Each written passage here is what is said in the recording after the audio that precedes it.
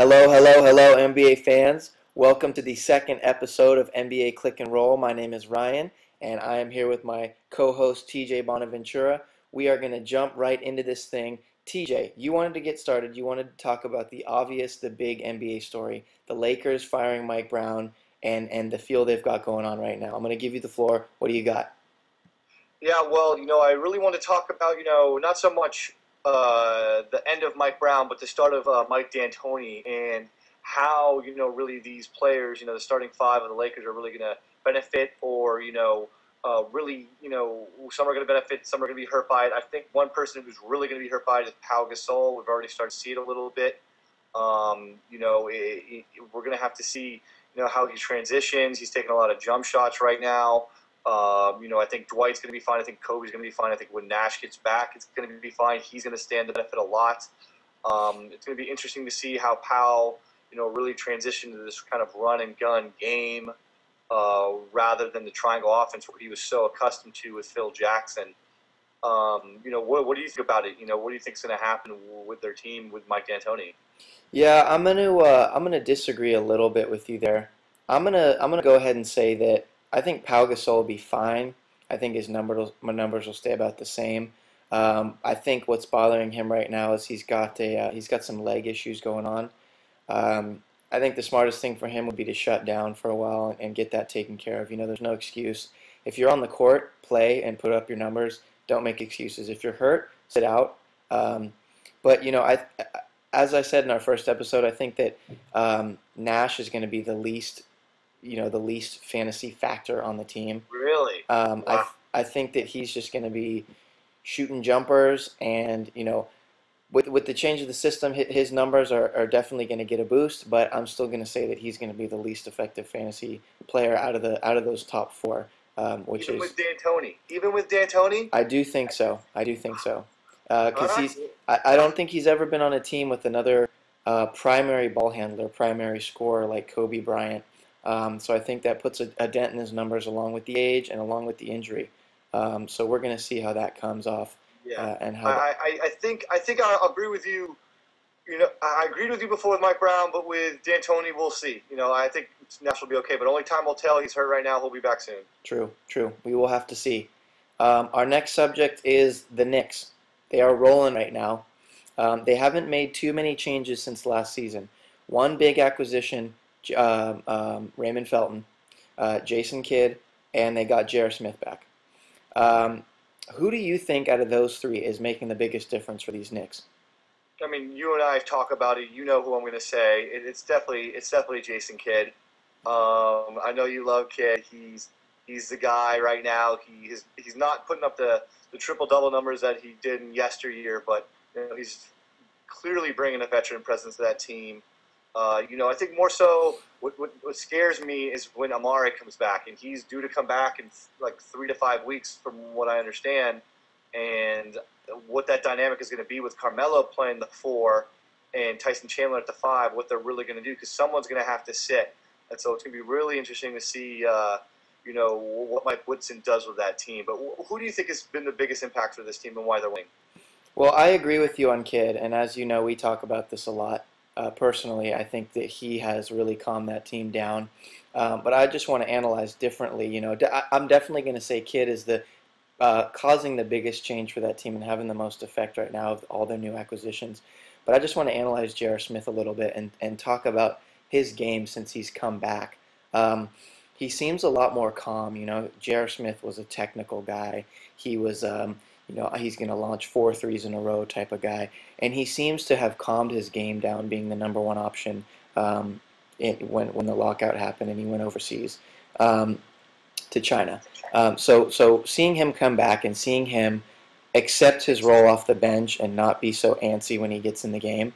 Nobody questions his scoring ability. Nobody questions his playmaking ability, his athleticism. I think it was all mental for him. So to see him come back calm, to see him come back and be a real playmaker for them off the bench and a primary scoring option for them off the bench, I think that's huge.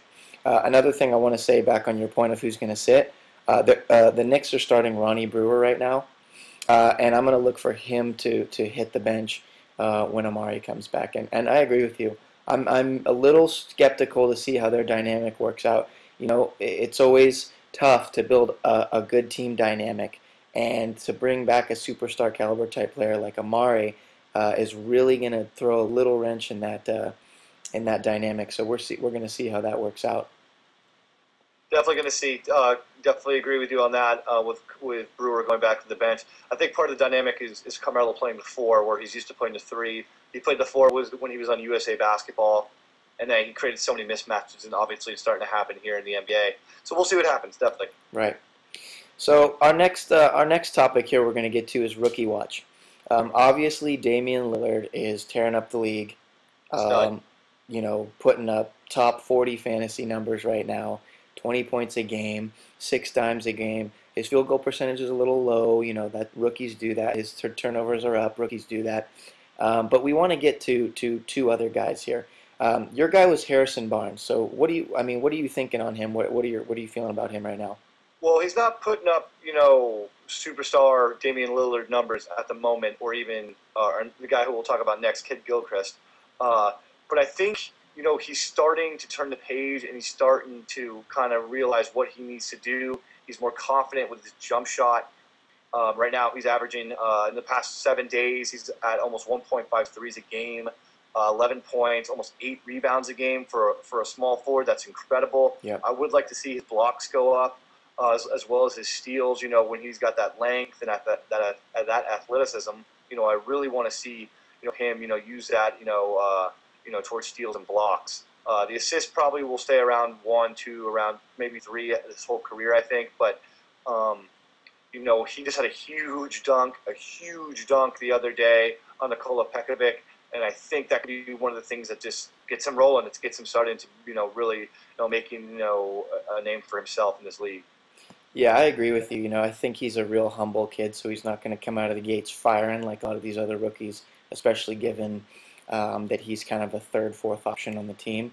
But I definitely agree with you on a lot of those fronts. So my guy, a guy I've liked since he was in college, Kidd-Gilchrist. He's not putting up too gaudy of numbers. He's kind of inconsistent. He doesn't hit the three ball. But if you look at his fantasy line, he is a fantastic small forward for fantasy.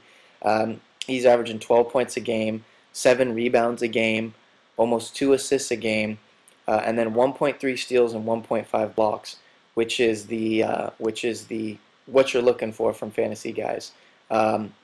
So it looks like I'm frozen on there, but we're just going to keep it moving and keep you as the main screen right now. Our next topic is most surprising fantasy players this year and most surprising stat lines. You had a couple guys going, and let me hear what your thoughts are and what guys you had. All right, well, number one, it's pretty obvious to me he's a top 10 fantasy guy right now. It's Nicholas Batum. I knew he was going to put up better numbers. I did not see him putting up numbers like this. He had the opportunity to go to Minnesota, and he wanted to go there. He didn't want to come back to Portland, but because he was a restricted free agent, the league rules said he had to after they matched the contract that Minnesota offered him. But right now he's putting up career highs in pretty much everything except field goal percentage. But he's averaging 7 more attempts from when his previous career mark.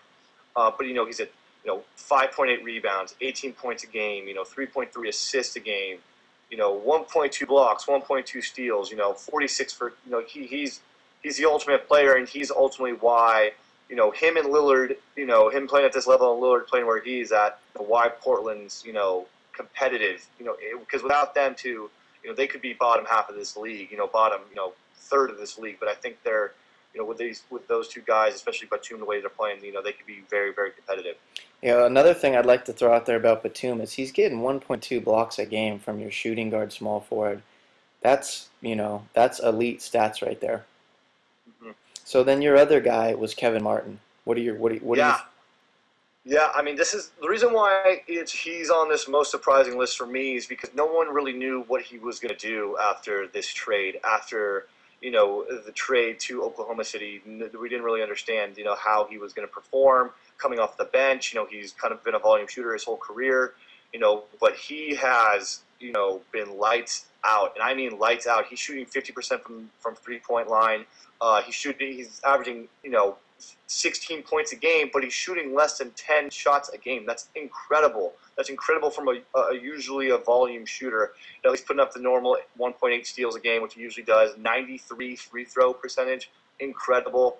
He has been not only great for all of those Oklahoma City fans, but all those who drafted him late, in their fantasy league. He has been nothing but excellent for their shooting guard position. I completely agree with you. He's been very efficient, not putting up the gaudy numbers like he used to when he was the guy on the other teams he was on, like Sacramento and Houston, but putting up very efficient numbers.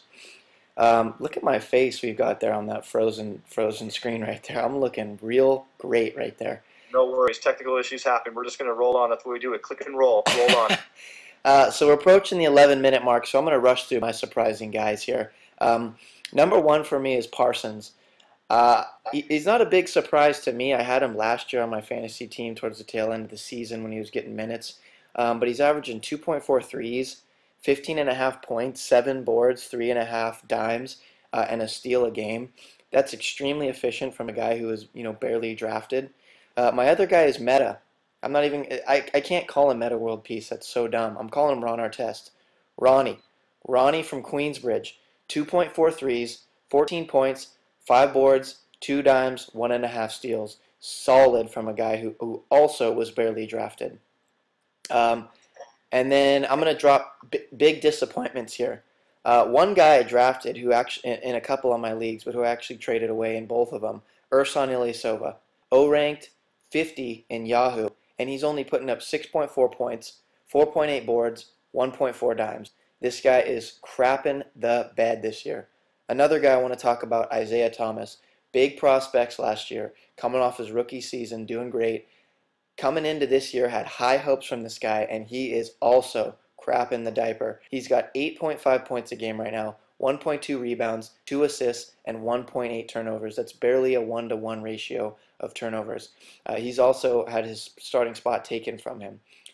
Next disappointment we're going to go to is one of your guys, Bradley Beal. Take it away. Yeah. Bradley Beal's actually numbers aren't that bad. 11.3 points, 3.6 rebounds, 2.1 assists, 0.8 steals, 0.6 blocks. From a shooting guard, it's actually pretty good. But, he was drafted so early that you expected him to put up, at least better numbers with this, especially with, with all the injuries that they've had in their team and how poor their team is, all the minutes they're getting. You expect him to, do a lot better than that. John Wall's out. You would think that he would really excel, and kind of, okay, listen, I'm a rookie. I'm going to come in here, show the world that I can play. And he hasn't really done that. He's shooting 35% from the field. Hopefully he can turn the corner here. But thus far, I think he's been a pretty big disappointment for all those who had high hopes on him. We'll see. Hopefully he can pick it up. So we're going to move on here. We've got about 2 minutes left. I'm going to move us on to our pickups of the week. Two guys you've got going here are Jeremy Pargo and Andrew Bogut. Give these guys to me. Give me your summation here in about a minute. Got it. Jeremy Pargo, plain and simple. Kyrie Irving's out for the next 3-4 weeks. He's jumping in. He's filling the stat sheet. Thus far, I really see him to continue to do that. It's a good pickup for 1 month. Andrew Bogut, if he's been dropped in your league, pick him up. He comes back Saturday.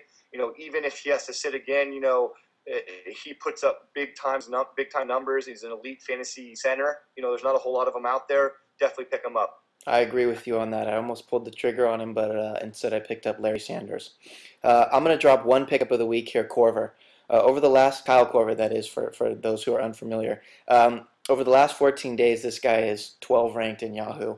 Extremely efficient game, 3.3 threes, 14 points, nearly 4 boards and 2 assists a game on a half a turnover. This guy is as efficient as they come. TJ, you had a mulligan you wanted to get in here. We got 30 seconds. I'm going to let you close it out. Take it away with your mulligan and your thoughts. All right, well, we'll get one mulligan of the year. Mine is the Grizzlies. I completely whiffed. Strike 3. I'm walking back to the dugout. I completely missed on this. They are a lot better than I thought. They are going to be around here for a while. They're number 1 in my power rankings, but we'll get to that next week. They're unbelievable, and they're definitely contenders. They're not pretenders. I apologize, Memphis fans. I apologize. You got 5 seconds. Tell the fans what we think of them. Click and roll. We love you.